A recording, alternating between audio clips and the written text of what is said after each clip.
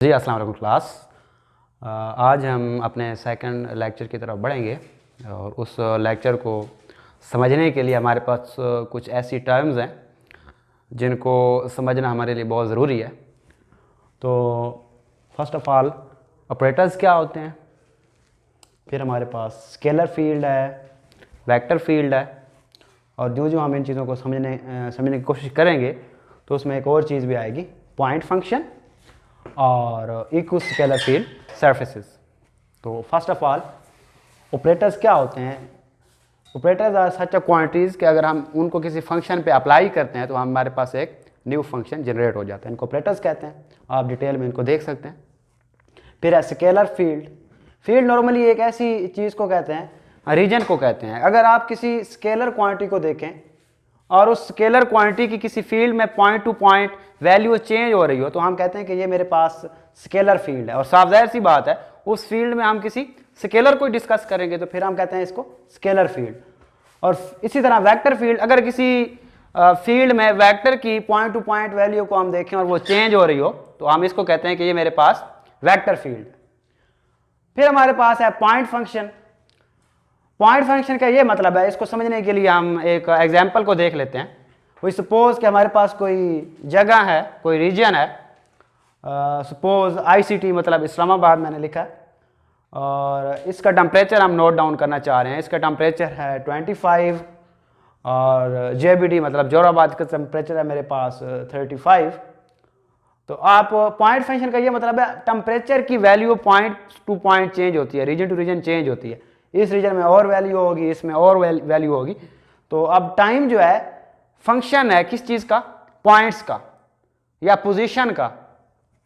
Function of position is called as point function. तो temperature जिस तरह है, प्रेशर है, वॉल्यूम है, कोई भी चीज़ इस तरह की जो हम देखते हैं तो इसे हम कहते हैं पॉइंट फंक्शन। फिर एक और चीज़ है इक्वल स्केलर फील्ड सरफेसेस। तो इसके लिए मैंने एक डायग्राम बनाई है।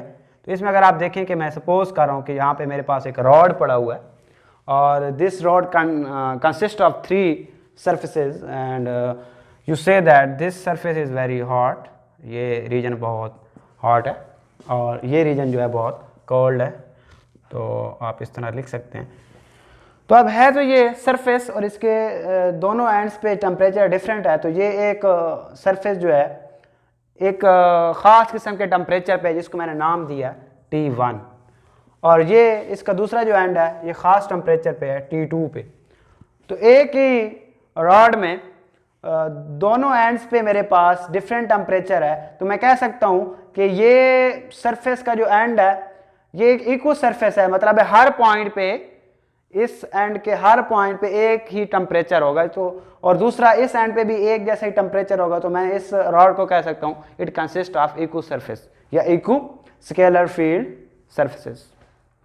इन सारी चीज़ों को मैंने यूज़ करना है। एक आर्टिकल है हमारा, लॉन्ग क्वेश्चन में भी प्रोबेबली आ सकता है वेक्टर्स में से, gradient of a scalar field. Scalar field के बारे में आप जानते हैं, जैसे मैंने बताया कि अगर किसी फील्ड में रीजन में स्केलर की value point two point change हो रही है, जिसे हम पॉइंट फंक्शन भी कहते हैं। अगर किसी पॉइंट फंक्शन की वैल्यू किसी फील्ड में चेंज हो रही हो, जिसे स्केलर फील्ड कहते हैं, तो उसका ग्रेडियंट हम लेना चाह रहे हैं। ग्रेडियंट होता क्या है और ये क्यों लेते हैं, इसका क्या बेनिफिट है, इसको समझने के लिए ये इलस्ट्रेशन हम करेंगे और प्रोबेबली इंशाल्लाह ये समझ आ जाएगी। इसकी इंपॉर्टेंस क्या है पहले ये देखेंगे। इंपॉर्टेंस ये है कि अगर हमारे पास कुछ स्केलर जो है वो चेंज हो रहा है किसी डायरेक्शन में, स्पेसिफिकली हम उसकी चेंज की वैल्यू को फाइंड करना चाहते हैं कि कितना चेंज होगा। जिस तरह यहाँ पे मैंने एग्जांपल दी रॉड की, इस रॉड में अगर मैं कहता हूँ टेम्परेचर का डिफरेंस है तो साफ जाहिर सी बात है हॉट बॉडी से कोल्ड बॉडी की तरफ जो है वो इलेक्ट्रॉन्स या एटम्स मूव करेंगे, टेम्परेचर मूव होगा। तो किस रेट से मूव होगा टेम्परेचर, और ये भी देखना चाहते हैं बात दफ़ा कि किस डायरेक्शन में मूव होगा। तो इसके लिए भी स्केलर बहुत ज़रूरी है, ग्रेडियंट ऑफ स्केलर बहुत ज़रूरी है। तो हम कहते हैं कि हम कोई पॉइंट लेते हैं जो कि कार्टेशियन कोऑर्डिनेट सिस्टम में है, मतलब वो पॉइंट जो है x, y और z का फंक्शन है, और हम कोई स्केलर फंक्शन फाई लेते हैं। साफ जाहिर सी बात है वो स्केलर फील्ड जो है इस कोऑर्डिनेट सिस्टम में पड़ा हुआ है, तो वो स्केलर फंक्शन भी x, y और z का फंक्शन होगा। ग्रेडियंट ऑफ अ स्केलर का क्या मतलब है कि हम सिंपली उस फंक्शन के ऊपर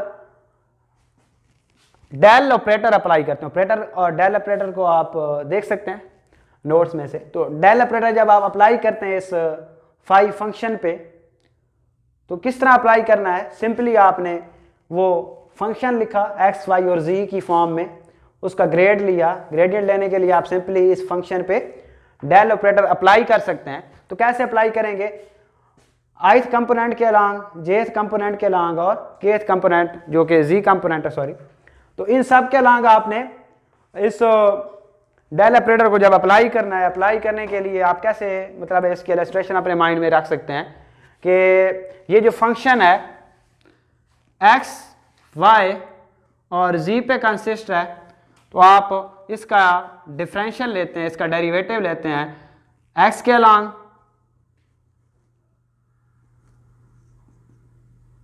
फिर आप लेंगे y के अलॉन्ग और फिर z के अलॉन्ग। जब x के अलॉन्ग लेंगे तो ith कंपोनेंट आएगा, बाकी 0 होंगे। इसी तरह जब y के अलॉन्ग लेंगे तो jth कंपोनेंट आएगा और z के अलॉन्ग लेंगे तो kth कंपोनेंट। सिंपली आपने इसको लिख दिया। और ये बताया ना आपने कि ये वेक्टर क्वांटिटी है। क्यों वेक्टर क्वांटिटी है ये भी हम देख लेते हैं। इसके लिए हमने इसकी फिजिकल इंटरप्रिटेशन करनी है।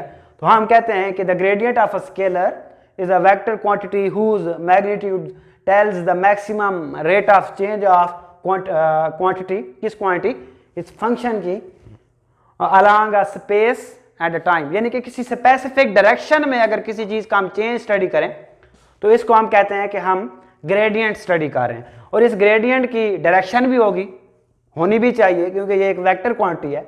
तो इसकी डायरेक्शन हम कैसे फाइंड कर सकते हैं कि जिस डायरेक्शन में मैक्सिमम चेंज हो रही होगी क्वांटिटी, उसी डायरेक्शन में हम ग्रेडियंट की डायरेक्शन को लेते हैं। अगर मैं कहता हूं कि टेम्परेचर जो है वो हॉटर से कोल्ड बॉडी की तरफ जा रहा है, तो डायरेक्शन इसी तरफ होगी, क्योंकि इसी डायरेक्शन में मैक्सिमम चेंज हो रहा है टेम्परेचर का। मजीद इसकी एग्जाम्पल आप देख सकते हैं कि आप कहते हैं कि मेरे पास कोई फंक्शन फाई है, उसका मैं ग्रेडियंट लेता हूं, वो इक्वल आ रहा है नेगेटिव ऑफ इलेक्ट्रिक फील्ड। ये आपने पढ़ा हुआ होगा, जब आप ग्रेडियंट ऑफ पोटेंशियल फाइंड करते हैं तो वो सिमिलर केस होता है। ग्रेडियंट मतलब उसका चेंज, पोटेंशियल का चेंज, तो वो के इलेक्ट्रिक फील्ड इंटेंसिटी के इक्वल होता है। इसको समझने के लिए मैं दो सरफेसेस लेता हूँ, जिस तरह मैंने यहाँ पे कहा था कि इक्वो स्केलर फील्ड सरफेसेस, मतलब यहाँ पे एक सरफेस है S1, यहाँ पे एक सरफेस है S2। ये एक पॉइंट मैंने लिया रेफरेंस पॉइंट। इस रेफरेंस पॉइंट और इस बॉडी के जो डिस्टेंस है इस पॉइंट का, इस बॉडी के पॉइंट और इस रेफरेंस पॉइंट का जो डिस्टेंस है वो r है। इसी तरह इस रेफरेंस पॉइंट और इस सरफेस के किसी पॉइंट के ऊपर जो डिस्टेंस है वो q है, तो ये OQ r प्लस dr। ये अपनी मर्जी से आप चेंज कर सकते हैं, यहाँ पे r प्लस dr और यहाँ पे r ले सकते हैं। So we further can say how to find this value. ये जो मेरे पास हाइपोटेन्यूज आ रहा है, इसको फाइंड करने के लिए आप क्या कर सकते हैं, पाइथागोरस थ्योरम लगा सकते हैं या हेड टू टेल रूल भी यूज कर सकते हैं। So I have simply measured this value PQ is equal to OQ minus OR. Sorry, you will have OP, and we can substitute this value here and find out the value of PQ equal to derivative of R. This is equation number 1. You can simply say that here is a point P prime. The distance between P and P prime is equal to simply dn. I have written this, and you can say that P into P prime is equal to PQ cos theta.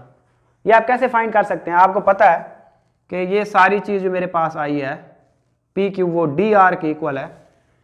और अगर आप देखना चाहें ये angle अगर theta हो तो इस DR का कौन सा component P into P prime के अलॉन्ग होगा, तो PQ cos थीटा। ये वाला एंगल कौन सा कंपोनेंट बनेगा, PQ sine of theta. Angle अपनी मर्जी से आप ले सकते हैं, थीटा भी ले सकते हैं, फाई भी ले सकते हैं।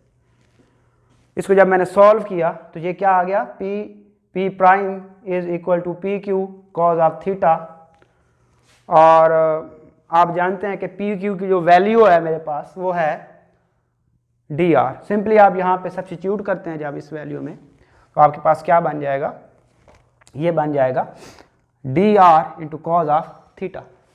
मजीद आप इसको लिख सकते हैं the dot product between N normal vector and D R into cos theta, simply ये बन जाएगा डॉट प्रोडक्ट बन जाएगी इन दो टर्म्स की। ये आपने सॉल्व करना है। असल में हम देखना चाहते हैं कि मैक्सिमम फाई का चेंज जो है वो हम कैसे फाइंड कर सकते हैं। तो आप जानते हैं इन दो सरफेसेस के दरमियान जो नॉर्मल वेक्टर आ रहा है वो n है, तो आप फाई का चेंज या इस स्केलर फंक्शन का चेंज फाइंड करना चाहते हैं अलोंग द nth डायरेक्शन या नॉर्मल डायरेक्शन। तो इसके लिए आप सिंपली कहते हैं कि del phi over del n into D N is equal to the value of D N, जो कि आपने इक्वेशन नंबर 3 में फाइंड की हुई है।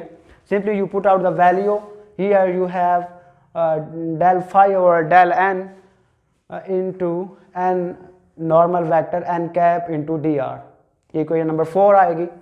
अब आप जानते हैं कि जो आपका फाई फंक्शन है वो x और z का फंक्शन है, इसको आप एलेबोरेट करेंगे यूजिंग डेरिवेटिव्स, और आप अगर इन दो टर्म्स को मल्टीप्लाई भी करें तब भी यही टर्म आएगी। तो मैंने क्या किया है, इन दो टर्म्स को इधर सिंप्लीफाई किया है।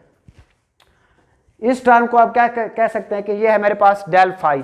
डेल फाई आपने पहले स्टडी किया है, डेल फाई आपने यहाँ पे स्टडी किया है, ये वाली सारी चीज़ डेल फाई बन रही है। ये क्या होता है, पोजीशन वेक्टर, जो कि डेल आर आ रहा है। सिंपली आप कह सकते हैं कि इक्वेशन नंबर 5 और 4 में सिमिलैरिटी है कि ये सारी चीज़ भी फाई का चेंज बता रही है। फाई का चेंज इक्वेशन 4 में भी आपने इस चीज़ के इक्वल फाइंड किया, और सेम आपने इक्वेशन 5 में भी फाई का चेंज फाइंड किया, तो वो इस चीज़ के इक्वल आया है। दोनों को कंपेयर करेंगे और ये चीज़, तो आपने देखा कि जो डेल फाई है वो एक वेक्टर क्वांटिटी है। डेल फाई आपके पास एक वेक्टर क्वांटिटी है क्योंकि इसकी डायरेक्शन ये यूनिट वेक्टर बता रहा है। इस इलस्ट्रेशन के लिए जो कि मैंने डायग्राम में कंसिडर भी की है, तो जो मैंने यहाँ पे इंपॉर्टेंस बताई है इसकी, आप इसको इस इक्वेशन से स्टडी कर भी सकते हैं कि ये मेरे पास एक तो वेक्टर क्वांटिटी है और इसकी डायरेक्शन भी आप बता सकते हैं अलोंग द डायरेक्शन, जिस डायरेक्शन में मैक्सिमम चेंज हो रहा है। एक और पॉइंट मैं डिस्क्राइब करना चाहूँगा कि कौन सा पॉइंट जो है आपने परपेंडिकुलर पॉइंट लेना है। परपेंडिकुलर पॉइंट वो होता है जो सरफेसेस के दरमियान मिनिमम डिस्टेंस को डिस्क्राइब कर रहा है। तो ये परपेंडिकुलर डिस्टेंस होगा, और जो मिनिमम डिस्टेंस होता है वो परपेंडिकुलर है। अगर वो मिनिमम डिस्टेंस है तो मिनिमम डिस्टेंस के अलांग मैक्सिमम चेंज होगा, तो इस नॉर्मल के अलांग मैक्सिमम चेंज होना चाहिए। तो इसलिए मेरे रिजल्ट में ये n नॉर्मल वेक्टर आ रहा है। तो ये चीज़ बड़ी इंपॉर्टेंट है कि जिस दो सरफेसेस के दरमियान जो मिनिमम डिस्टेंस है उसी डायरेक्शन के अलांग ग्रेडियंट आप फाइंड करते हैं। होपफुली